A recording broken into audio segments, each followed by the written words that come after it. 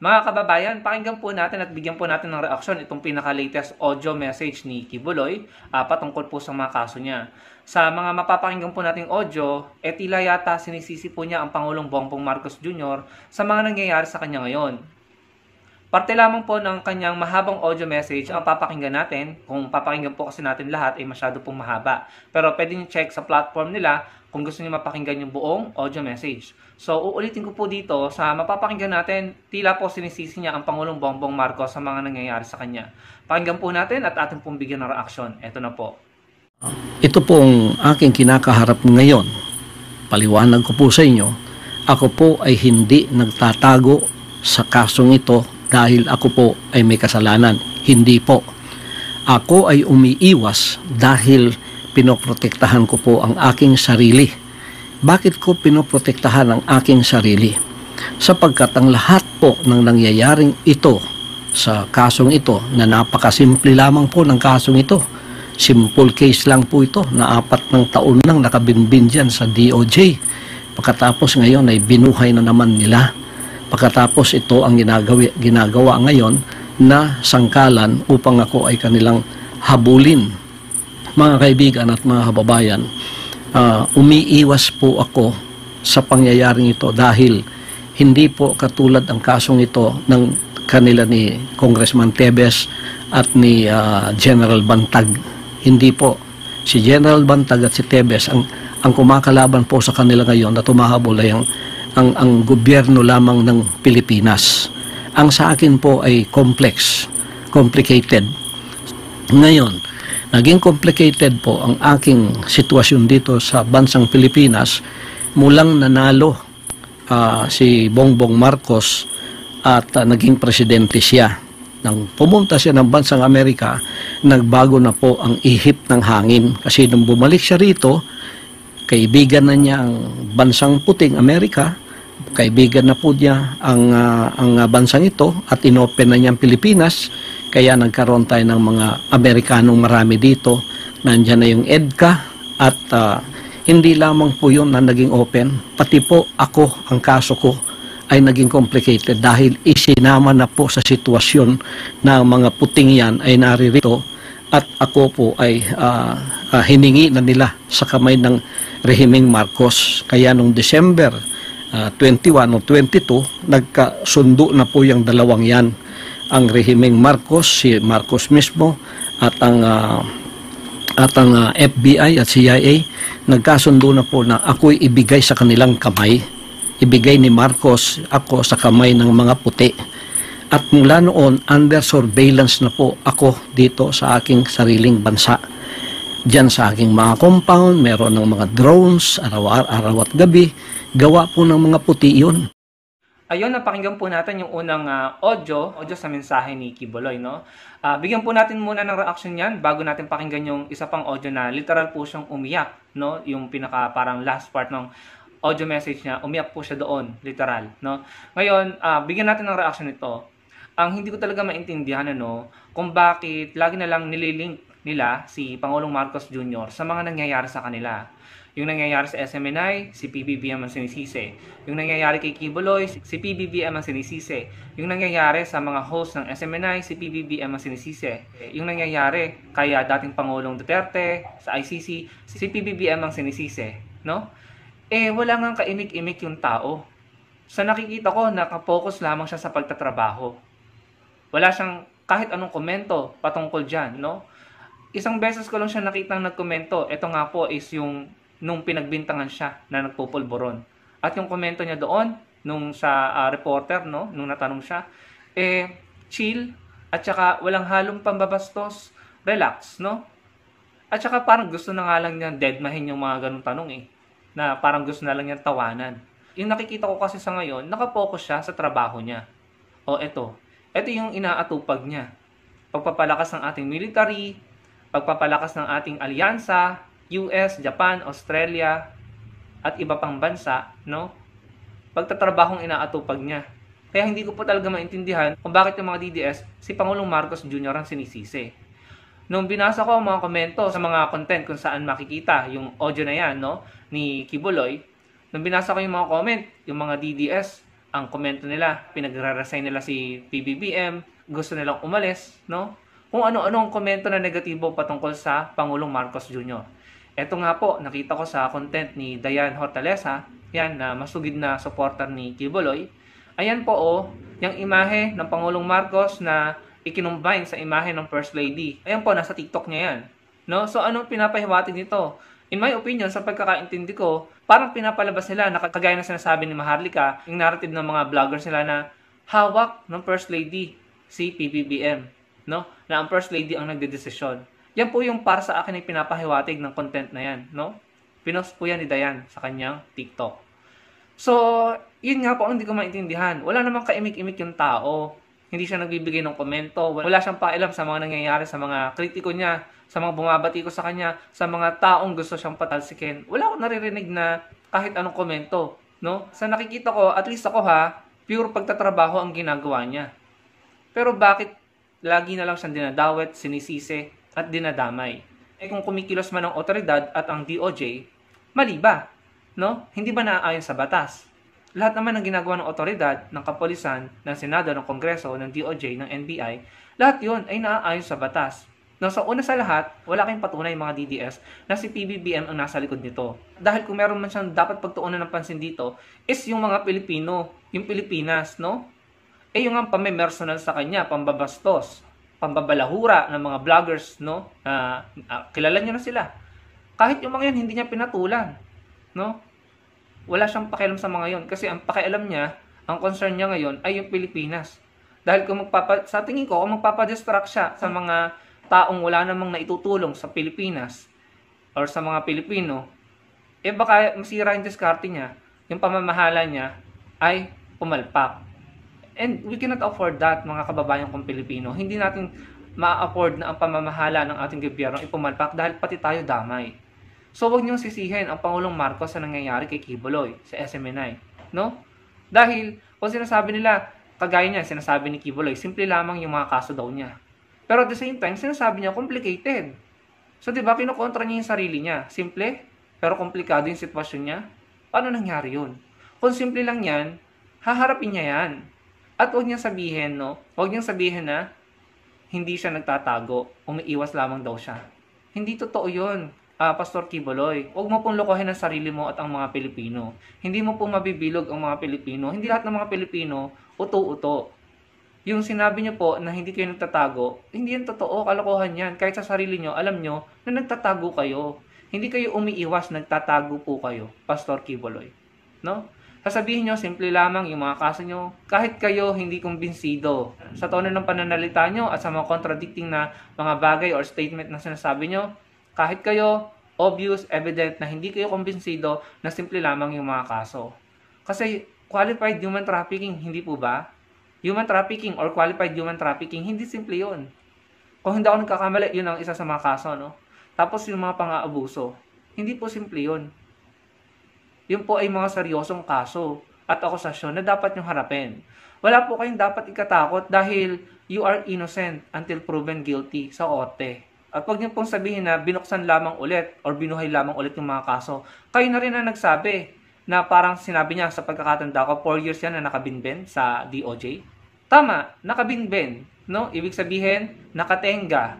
Kasi hindi inaksyonan nung nakaraang administrasyon. Sino ba yung nakaraang administrasyon? Pangulong Duterte, kaibigan, matalik na kaibigan ni Kibuloy. Tama yung term niya. 4 years or ilang taong nakabinben? Tama, nakabinben, nakatenga, nakadelay.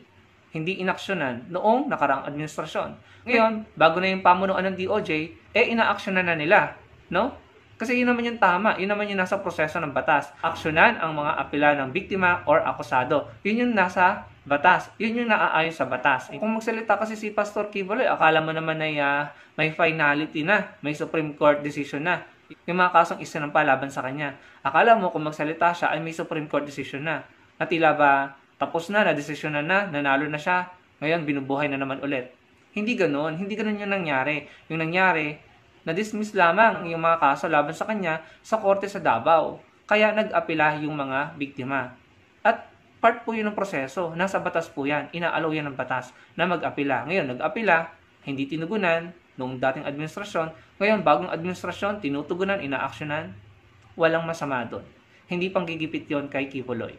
Yung po ay naaayon sa batas. So sana si Pastor Quiboloy, huwag niyang pagmukaing siya yung biktima dito or ginigipit siya, no? Lagi niyang sinasabi, simple lang yung mga kaso, pero complicated. Ano ba talaga? Simple lang yung mga kaso, pero hindi niya maharap. Hindi daw siya nagtatago, pero nasaan siya? Hindi pag-iwas ang tawag doon, pagtatago.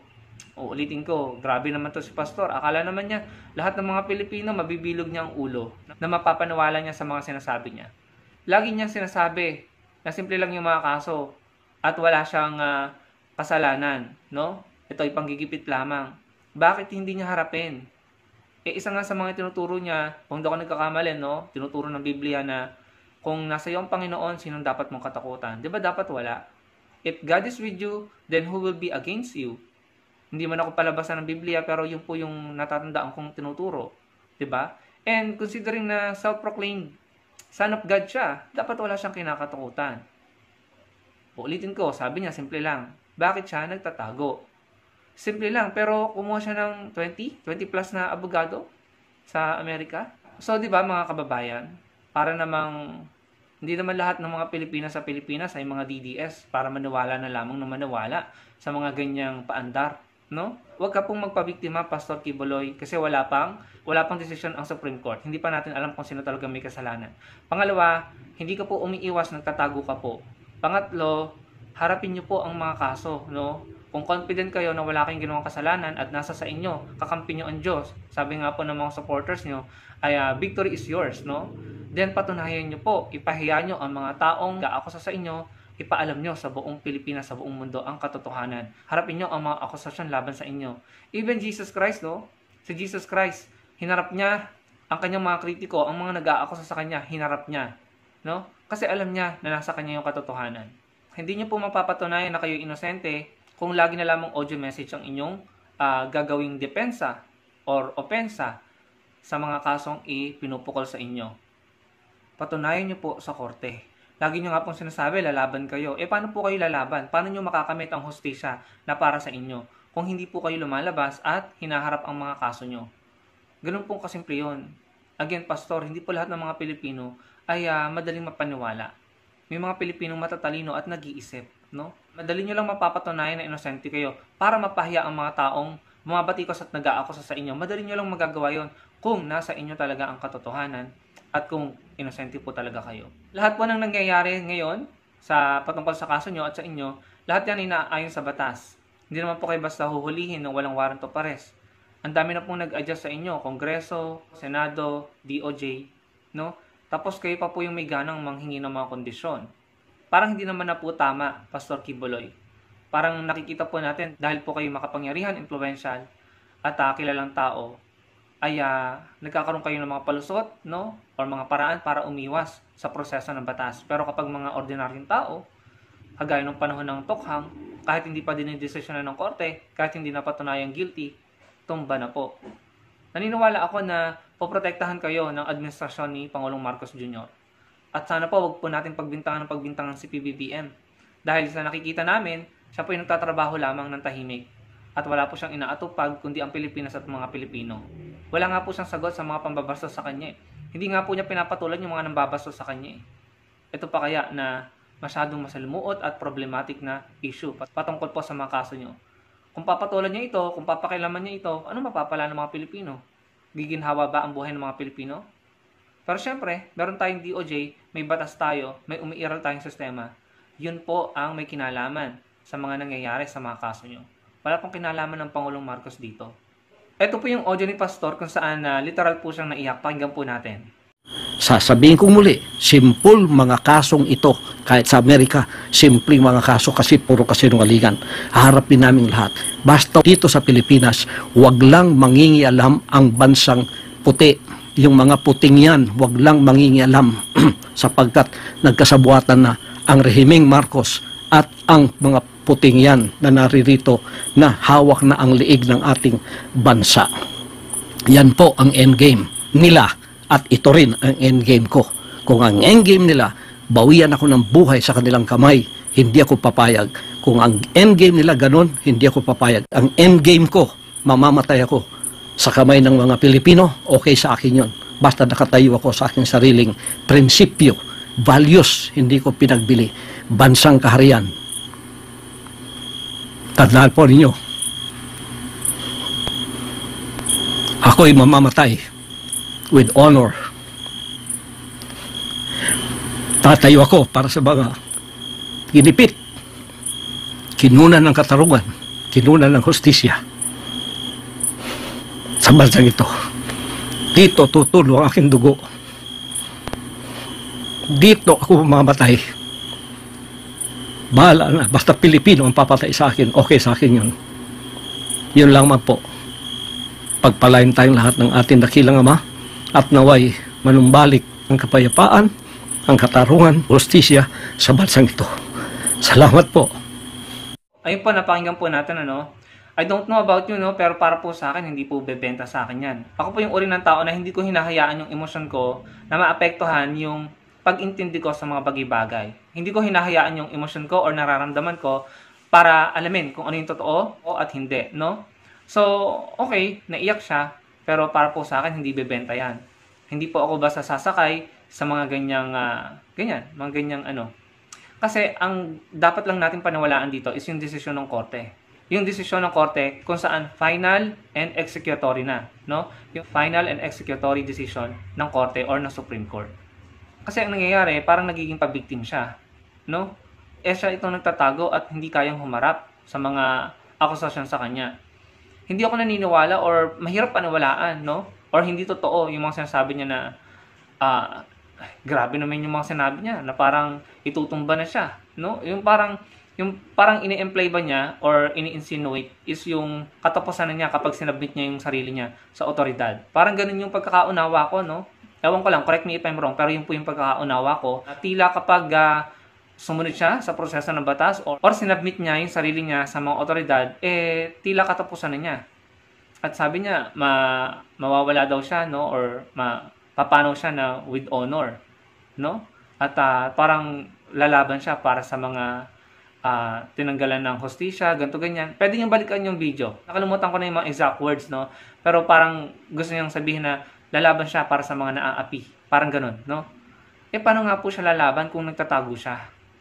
Kung magsalita siya, pakiramdam niya, siya talaga yung biktima dito. Parang kinukonvince niya yung sarili niya sa isang bagay na kahit siya mismo, alam niya, hindi totoo. No? Kasi at this point of time, maaaring lagi niya sinasabi na inosente siya, pero kailangan niya talagang patunayan sa korte yun. Kailangan niyang harapin. Kailangan niya patunayan na nagsisinungaling yung mga nag-aakusa sa kanya. Doon lang man po natin mapapatunayan o malalaman na si Pastor Quiboloy ay biktima nga. Kapag nagpakita siya sa korte, hinarap niya ang mga akusasyon na sinasabi niyang simple, at kapag nagdesisyon ng korte na siya ang panalo, doon lang natin mapapatunayan na ay tama nga si Pastor. Siya pala talaga yung biktima dito. Pero hanggat hindi niya yung ginagawa, magkakaroon ng opinyon, pananaw ang mga tao na maaaring guilty siya or innocent siya. Kasi hindi nga po siya humaharap, no? At hindi niya mapapatunayan ang kanyang innocence sa pag-iyak or pagbibigay ng mga mensahe or patuloy na pagtatago o pag-iwas. Yung term niya pag-iwas, hindi niya mapapatunayan doon. Hindi po ako naniniwala na katapusan na niya kapag sinabmit niya yung sarili niya sa mga otoridad. Nung panahon ni PRRD, sila itong nasasabi na igalang ang gobyerno, sumunod sa otoridad, sumunod sa mga polis, ganito ganyan, no? Sumunod sa batas, huwag magrebelde, huwag sumuway sa gobyerno. Pero ngayon, nawala na sila sa posisyon, ano nakikita natin? Kabaliktaran ng mga sinasabi nila. 'Di ba? Parang, ewan? Kayo mga kababayan, ano pong masasabi nyo? Ako lang, bago ko tapusin ang video na to, maging matalino po tayo. Lahat ng tao ay may angking talino. Huwag basta-basta maniwala, huwag maging matalino po. At sa mga final and executory court decisions lamang po tayo kumapit at maniwala. Sana po yung makapagbigay kayo ng opinion nyo, ilagay nyo lamang po sa comment section below. At magkita-kita po tayo sa susunod kong video. Salamat po.